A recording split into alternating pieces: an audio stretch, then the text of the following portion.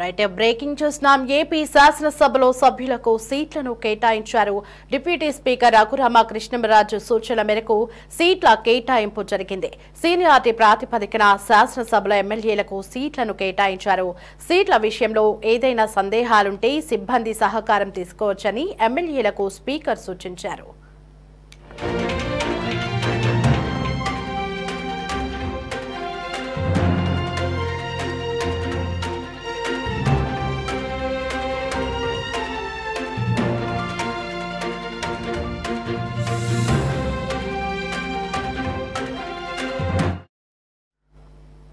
Treasury బెంచ్గా ముందు వరుసలో CM, deputy CM, మంత్రులకు సీట్లను కేటాయించారు.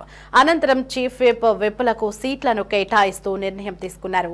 మాజీ సీఎం, వైసీపీ శాసనసభ పక్ష నేత వైఎస్ జగన్ కు ప్రతిపక్ష బెంచ్లో ముందు వరుస సీట్ను కేటాయించారు. సీఎం చంద్రబాబుకు బ్లాక్ 1లోని సీట్ 1ను కేటాయించగా డిప్యూటీ సీఎం పవన్ కు బ్లాక్ 2లోని 39 సీట్ను కేటాయించారు. ఇక వైఎస్ జగన్ కు బ్లాక్ 11లోని 202ను కేటాయించారు. అంటే స్పీకర్ కు ఎడమ చేతి వైపు ఎదురుగా జగన్ సీటు ఉండనుంది.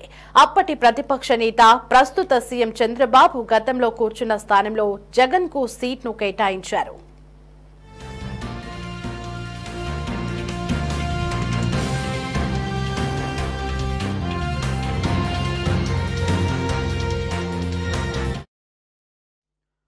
రైట్, ఇక ఇదే అంశానికి సంబంధించి మరింత సమాచారం మా కరెస్పాండెంట్ రామకృష్ణ ఫోన్ ఇన్ లో అందిస్తారు. రామకృష్ణ, శాసనసభలో సభ్యులకు సీట్లను కేటాయించినట్లుగా తెలుస్తోంది. మరి ఎవరెవరికి ఏ బ్లాక్లు కేటాయించారు, ఆ వివరాలేంటి? దేవి, ఏపీ శాసనసభలో ఎమ్మెల్యేలకు సీట్ల కేటాయింపు జరిగింది. దీనికి సంబంధించి డిప్యూటీ స్పీకర్ గా ఉన్నటువంటి రఘురామకృష్ణరాజు సీట్ల కేటాయింపు మీద ఒక ప్రకటన కూడా జారీ చేశారు. ట్రెజరీ బెంచ్ గా ముందు వరుసలో ముఖ్యమంత్రి చంద్రబాబుతో పాటు డిప్యూటీ సీఎం పవన్ కళ్యాణ్ తో పాటు మంత్రులకు సీట్లను కేటాయించారు. వెనుక వరుసలో చీఫ్ విప్పులతో పాటు ఇతరులకు సీట్లను కేటాయిస్తూ నిర్ణయం అయితే తీసుకున్నారు. ఇక ఎమ్మెల్యేల విషయానికి వస్తే సీనియారిటీ ప్రాతిపదికన ఎమ్మెల్యేలకు సీట్ల కేటాయిస్తూ ఒక నిర్ణయం అయితే తీసుకోవటం జరిగింది. ముఖ్యమంత్రి చంద్రబాబుకు 1వ నెంబర్ సీట్ను కేటాయించారు. డిప్యూటీ సీఎం పవన్ కళ్యాణ్ కు 39వ నెంబర్ సీట్ను కేటాయించడం జరిగింది. మాజీ ముఖ్యమంత్రిగా ఉన్నటువంటి వైసీపీ శాసనసభ పక్ష నేతగా ఉన్నటువంటి వైఎస్ జగన్మోహన్ రెడ్డికి ప్రతిపక్ష వైపు ఉన్నటువంటి బెంచ్ లో ముందు వరుసలో జగన్మోహన్ రెడ్డికి సీటు కేటాయించడం జరిగింది.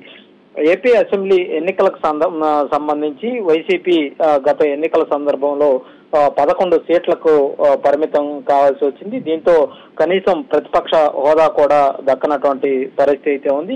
ఈ క్రమంలో ప్రతిపక్ష హోదా ఇస్తేనే అసెంబ్లీకి వస్తానని, లేదంటే అసెంబ్లీకి రామని కూడా వైసీపీకి సంబంధించినటువంటి గెలిచినటువంటి ఎమ్మెల్యేలు వాదిస్తున్నటువంటి పరిస్థితి అయితే ఉంది. మొన్న అసెంబ్లీ సమావేశాలు ప్రారంభమైన రోజున కూడా అసెంబ్లీ సమావేశాలకు జగన్మోహన్ రెడ్డి హాజరైన తర్వాత ఇదే విషయంపై ప్రతిపక్ష హోదా మీద సభలో గందరగోళం చేయటం, గవర్నర్ ప్రసంగం సందర్భంలోనే కొంత హడావుడి సృష్టించి ఆ తర్వాత సభ నుంచి వెళ్లిపోవటం, ఇవన్నీ కూడా జరిగినటువంటి పరిస్థితి అయితే ఉంది. ప్రతిపక్ష హోదా ఇచ్చేదాకా అసెంబ్లీ మొహం చూసేది లేదని కూడా ఇప్పటికే ఆయన చెప్పిన పరిస్థితి అయితే ఉంది. అయితే ప్రస్తుతం ఈ సమావేశాలు ఈ నెల 21వ తారీఖు వరకు కూడా జరిగే అవకాశం ఉంది. బడ్జెట్ కూడా ఇప్పటికే ప్రవేశపెట్టారు. ఇవాళ కూడా బడ్జెట్ కు సంబంధించినటువంటి చర్చ సభలో కొనసాగినటువంటి పరిస్థితి అయితే ఉంది. రేపు కూడా గవర్నర్ ప్రసంగం మీద 2వ రోజు చర్చ అయితే కొనసాగే అవకాశం అయితే కనిపిస్తా ఉంది.